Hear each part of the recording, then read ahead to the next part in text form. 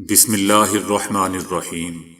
السلام علیکم دوستو، دنیا بھر کی بریکنگ اور سلیکٹڈ نیوز میں آج آپ سنیں گے، لیکن اس سے پہلے اگر ہو سکے تو لائک اور سبسکرائب کا بٹن ضرور دبا لیں۔ شکریہ۔ امریکہ کا جنگی جہاز ایک بار پھر حساس بحری علاقے آبنائے تائیوان سے گزرا ہے، جس کو امریکی آرمی نے معمول کی سرگرمی قرار دیا ہے۔ تاہم چین کی جانب سے اس پر شدید غصے کا اظہار کیا گیا ہے اور اسے خطے میں تناؤ پیدا کرنے کی کوشش قرار دیا ہے۔ امریکی بحریہ کی جانب سے ایک بیان میں کہا گیا ہے کہ گائیڈڈ میزائل تباہ کرنے کی صلاحیت رکھنے والا جہاز بین الاقوامی قوانین کے تحت آبنائے تائیوان سے گزرا ہے، جو کہ ایک غیر معمولی سرگرمی ہے۔ امریکی بحریہ کا مزید کہنا تھا کہ جہاز کے آبنائی تائیوان سے گزرنے سے یہ ظاہر ہوتا ہے کہ امریکہ آزاد اور کھلی فضا کے لیے پرعزم ہے۔ امریکی آرمی ہر اس جگہ جاتی ہے جہاں بین الاقوامی قوانین اجازت دیتے ہیں۔ چینی افواج کی جانب سے رد عمل میں کہا گیا ہے کہ جنگی بحری جہاز کے آبنائے تائیوان سے گزرنے سے خطے میں سیکیورٹی اور استحکام کے حوالے سے خطرات پیدا ہوئے ہیں۔ پچھلے ماہ چینی آرمی نے آبنائے تائیوان سے امریکہ اور کینیڈا کے جنگی جہاز گزرنے کی مذمت کی تھی اور کہا تھا کہ اس سے علاقے میں امن اور استحکام کو خطرات لاحق ہو سکتے ہیں۔ کئی دیگر ممالک کی طرح امریکہ کے بھی تائیوان کے ساتھ زیادہ رسمی سفارتی تعلقات نہیں ہیں، تاہم امریکہ تائیوان کا سب سے اہم بین الاقوامی ساتھی اور اس کو اسلحے کا سپلائر ہے۔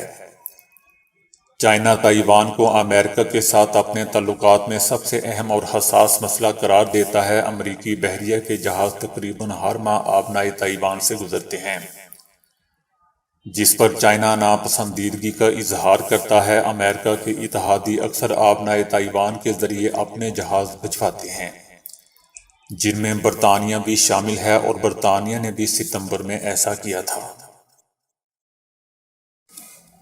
پاکستان کا کہنا ہے کہ شکست خوردہ بھارتی پائلٹ کو اعزاز سے نوازنا اپنا مذاق اڑانے کے مترادف ہے۔ فروری 2019 میں F-16 گرانے کا بھارتی دعویٰ مسترد کرتے ہوئے پاکستان کا کہنا ہے کہ F-16 جہاز گرانے کے بھارتی دعوے بے بنیاد اور من گھڑت ہیں۔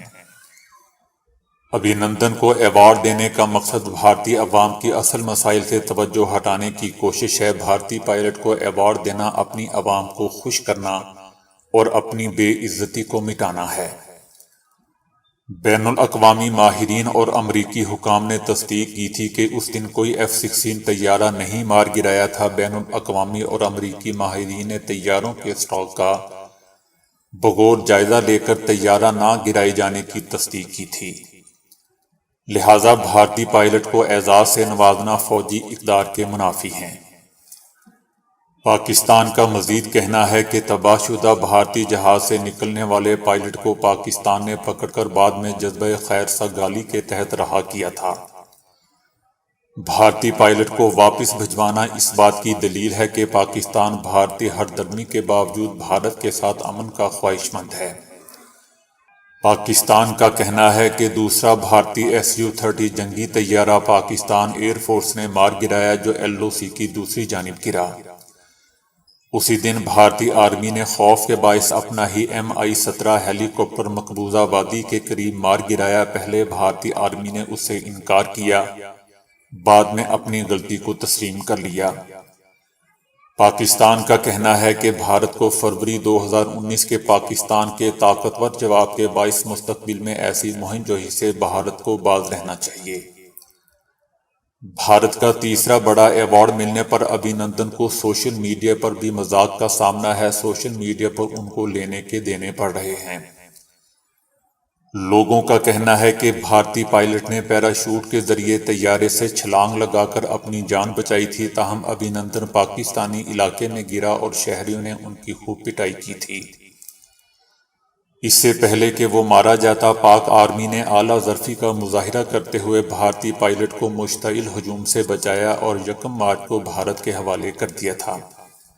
پاک آرمی نے ابھینندن کو چائے کی بھی پیشکش کی تھی، جس پر بھارتی پائلٹ نے چائے کی تعریف بھی کی تھی۔ مودی سرکار نے دعویٰ کیا تھا کہ ابھینندن نے ایک پاکستانی F-16 طیارے کو نشانہ بنایا تھا، تاہم بعد میں خود بھارتی آرمی نے کہا تھا کہ پاکستان کے F-16 طیاروں کی گنتی پوری ہے، اور انٹرنیشنل میڈیا نے بھی پاکستانی طیارہ گرانے کے بھارتی دعوے کو مذاق بنایا تھا۔ لوگوں کا کہنا ہے کہ اس سفید جھوٹ پر عالمی سطح پر بدنامی کے بعد مودی سرکار کو بھارتی عوام کے دباؤ اور تنقید کا بھی سامنا تھا، اور اسی بے عزتی کو مٹانے کے لیے ابھینندن کو ملک کا تیسرا بڑا ایوارڈ ویر چکرا دے دیا۔ ایک صارف نے طنزاً لکھا کہ میں بہادر ابھینندن کو اپنی جیت کا جشن منانے کے لیے اپنے جہاز سے ایجکٹ ہو کر پاکستانی چائے پینے کے لیے اترنے پر مبارکباد دیتا ہوں، جبکہ دنیا کا عالمی رائے عامہ لکھ رہا ہے کہ دنیا کا یہ پہلا ایوارڈ ہے جو پٹائی کھانے پر ملا ہے۔ طب کے ماہرین نے ایک خوبصورت مثال سے بات سمجھاتے ہوئے کہا ہے کہ اگر کوئی مچھلیوں سے منہ موڑتا ہے تو اس کا نقصان عین تمباکو نوشی جیسا ہی ہوگا۔ ماہرین نے کہا ہے کہ مچھلی میں اومیگا 3 جیسا قیمتی مرکب ہوتا ہے جو دل اور دماغ کے لیے تو مفید ہے ہی، لیکن اس کی کمی سے دل اس سے بھی زیادہ متاثر ہوتا ہے۔ یعنی اومیگا 3 کی جسم میں کمی تمباکو نوشی سے بھی زیادہ خطرناک ہوتی ہے۔ سائنسدان ڈاکٹر مائیکل مک برنی کہتے ہیں کہ جسم میں اومیگا 3 کو 1 سے ناپا جاتا ہے۔ اس کی بہترین صورت 4 سے 8% تک ہوتی ہے، اور اس سے کم کو اومیگا 3 کی کمی کہا جاتا ہے۔ اومیگا 3 خون کو صاف، پتلا اور ہموار رکھتا ہے۔ اس طرح بلڈ پریشر اور دل کی بیماریاں پیدا نہیں ہوتی اور انسان تندرست زندگی گزارتا ہے۔ یہ تحقیق دوستو American journal of clinical nutrition میں شائع ہوئی ہے۔ اس مطالعے میں شامل ہزاروں افراد کا طویل عرصے تک مطالعہ کیا گیا ہے۔ ان افراد کی جنس، عمر، غذائی عادات اور ورزش کے رجحانات تک کو دیکھا گیا ہے۔ تحقیق سے معلوم ہوا ہے کہ اومیگا 3 کی کمی سے کم عمری میں اموات واقع ہو جاتی ہیں۔ چینی سائنسدانوں نے ایک ایسا ماحول دوست پلاسٹک ایجاد کر لیا ہے جو دھوپ اور آکسیجن کی موجودگی میں صرف 1 ہفتے کے دوران بے ضرر مادوں میں بدل کر ختم ہو جاتا ہے۔ Journal of American chemical society کے تازہ شمارے میں شائع ہونے والی اس تحقیق کے مطابق یہ پلاسٹک لچکدار ہے اور خاص طرح کے نامیاتی یعنی آرگینک پولیمر سے بنایا گیا ہے۔ جب تک اس پر دھوپ نہیں پڑتی تب تک یہ پلاسٹک اپنی اصل حالت برقرار رکھتا ہے، لیکن دھوپ میں رکھنے پر یہ ہوا میں موجود آکسیجن کے ساتھ کیمیائی عمل شروع کر کے تیزی سے تحلیل ہو کر بے ضرر مادوں میں ٹوٹنے لگتا ہے، جس کے بعد ہائی پروڈکٹ سکسینک ایسڈ بچ جاتا ہے۔ یہ ایک قدرتی مرکب ہے جس کی ادویہ سازی اور غذائی مصنوعات کی تیاری میں بہت مانگ ہے۔ اسے اسمارٹ فونز، ٹیبلٹ اور ڈیسک ٹاپ کمپیوٹرز وغیرہ کے لیے ایسے لچکدار برقی آلات میں ضرور استعمال کیا جا سکے گا۔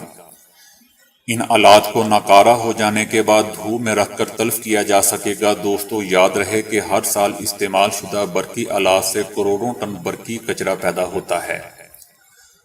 اقوام متحدہ کی رپورٹ دی گلوبل ای ویسٹ مانیٹر 2020 سے پتہ چلتا ہے کہ گزشتہ سال دنیا بھر میں 5 کروڑ 36 لاکھ ٹن برقی کچرا پیدا ہوا، جسے تلف نہیں کیا جا سکا۔ Huazhong University of Science and Technology Wuhan میں یہ منفرد اور ماحول دوست پلاسٹک تیار کرنے والی ٹیم کے سربراہ ڈاکٹر لیانگ لوکا کا کہنا ہے کہ ابھی یہ پلاسٹک ابتدائی مرحلے میں ہے۔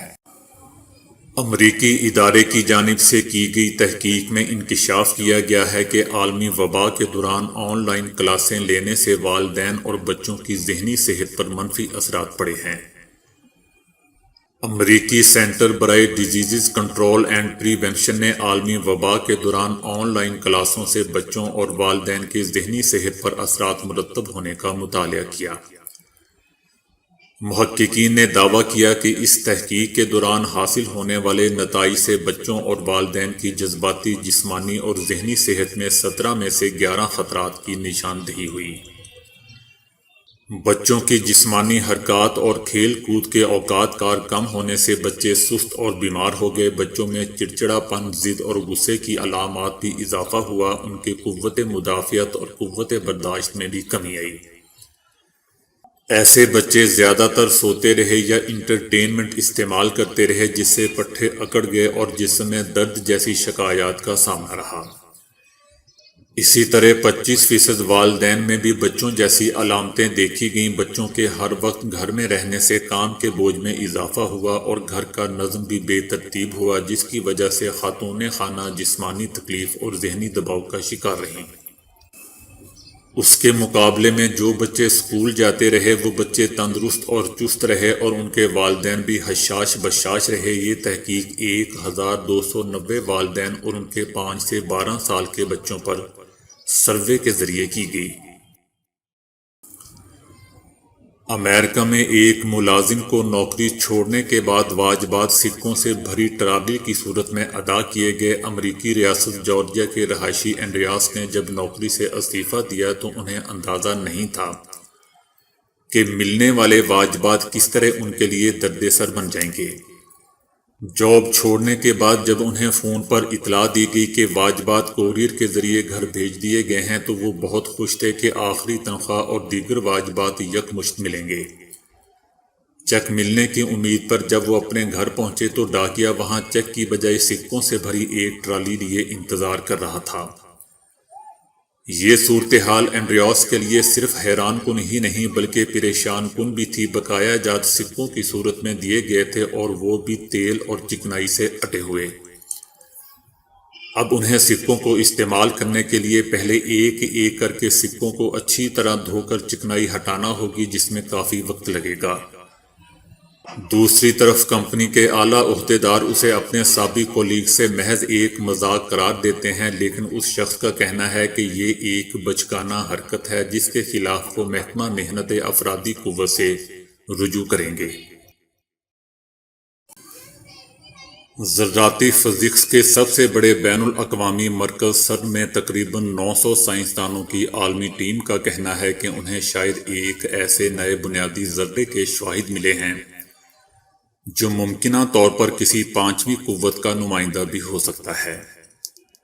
یہ شواہد انہیں 2011 سے 2018 کے دوران کئی تجربات سے جمع ہونے والے ڈیٹا کا باریک بینی سے تجزیہ کرنے کے بعد حاصل ہوئے ہیں۔ تازہ شہادتیں اگرچہ اتنی مضبوط ہیں کہ ان کے غلط ہونے کا امکان صرف 0.1% یعنی 1000 میں سے 1 جتنا ہے، لیکن فزکس میں نئی شہادتوں اور ثبوتوں کو دریافت کرنے کے لیے دوستو ان کے غلط ہونے کا امکان 35 لاکھ میں سے صرف 1 ہونا چاہیے۔ دوستو اب تک ہم کائنات میں 4 بنیادی قوتوں سے واقف ہیں جنہیں ہم نے بالترتیب قوت ثقل یعنی گریوٹی، برقی مقناطیسی قوت یعنی electro magnetic force, weak nuclear force اور اسٹرانگ نیوکلیئر فورس کے نام دے رکھے ہیں۔ قوت ثقل یعنی گریوٹی کو چھوڑ کر باقی تینوں کائناتی قوتوں کو آپس میں یکجا کرنے کے لیے اسٹینڈرڈ ماڈل کے نام سے ایک تھیوریٹیکل فریم ورک تقریباً 50 سال سے موجود ہے۔ تو دوستو ابھی کے لیے اتنا ہی۔ ویڈیو کو لائک اور شیئر کرنے کا بہت بہت شکریہ۔